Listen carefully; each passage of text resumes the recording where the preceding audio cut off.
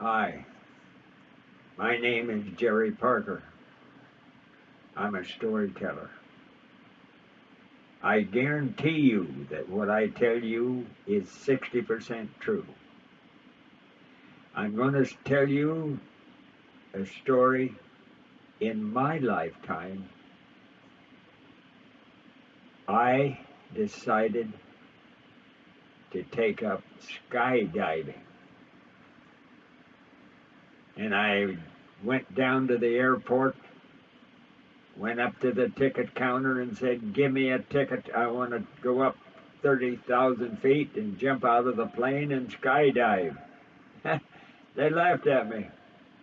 They said, "We don't sell tickets for that.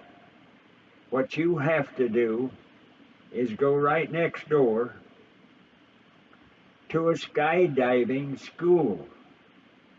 They will teach you how to skydive and take you up and let you skydive."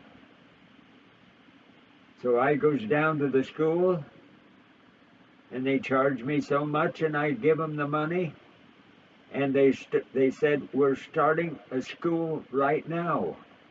You're just in time for the first lessons." So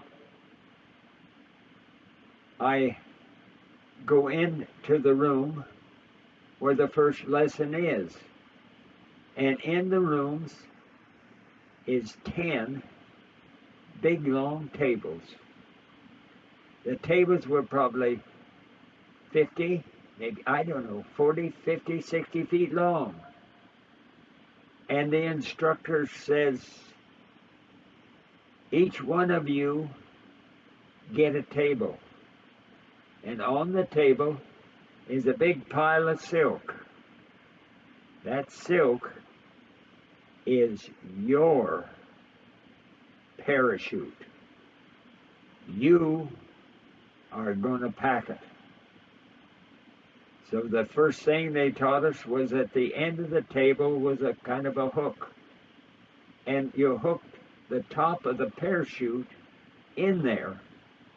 Then you stretch the silk and the cords out, and you hook them cords at the other end of the table to a harness. That harness went around you so that when you pulled the ripcord on the parachute, the harness held you there while the parachute opened and you skydived down to earth.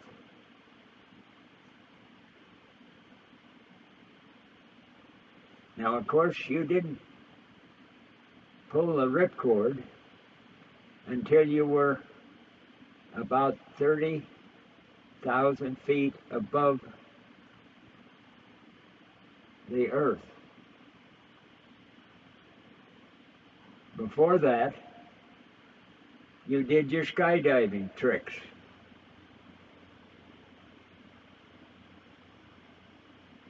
I packed my parachute and put it in the pouch and hooked it to the harness and put the harness on with the pack in the back, and I was ready right about the time all the rest of them were ready to go out and get our first lesson. Before we get out there, the instructor instructed us how to jump out of the plane.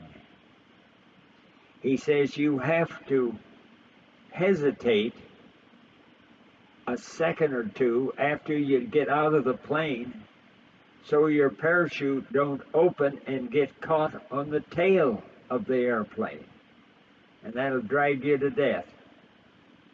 So you don't pull your ripcord until you get about 2 seconds out of the plane.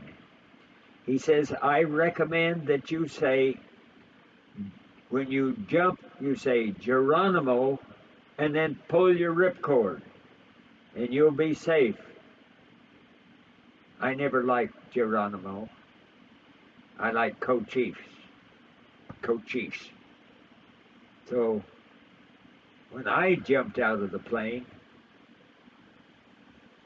I said Cochise. Now, the instructor says, just in case your parachute doesn't open, you have an emergency ripcord. You pull that, and hopefully that emergency ripcord will open your chute. But just in case that you pull both of them and your chute doesn't open, he says, you must pray to Buddha. And I says, I'm a God-fearing man, and I pray to God, and I don't pray to Buddha. And the instructor says, I don't care who you pray to. If you don't pray to Buddha, Buddha will not save you. But if you pray to Buddha, he might save you. I laughed at him. Okay. We jumped out of the plane and I said, Cochise. And I cleared the tail and I ripped my ripcord. The chute didn't open. I was falling. I frantically reached over and grabbed the emergency ripcord and I yanked it. Nothing happened. It didn't open up. Here I was falling 300,000 feet in 30 seconds. And I started praying to God. And God helped me. And all at once I remembered the instructor said, pray to Buddha. Right there's when I converted to Buddhism.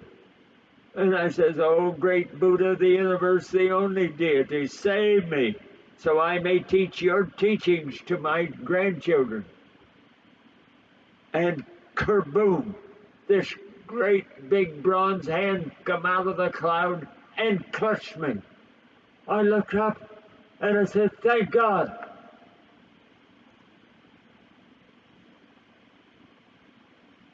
I'm Jerry Parker. I'm a storyteller.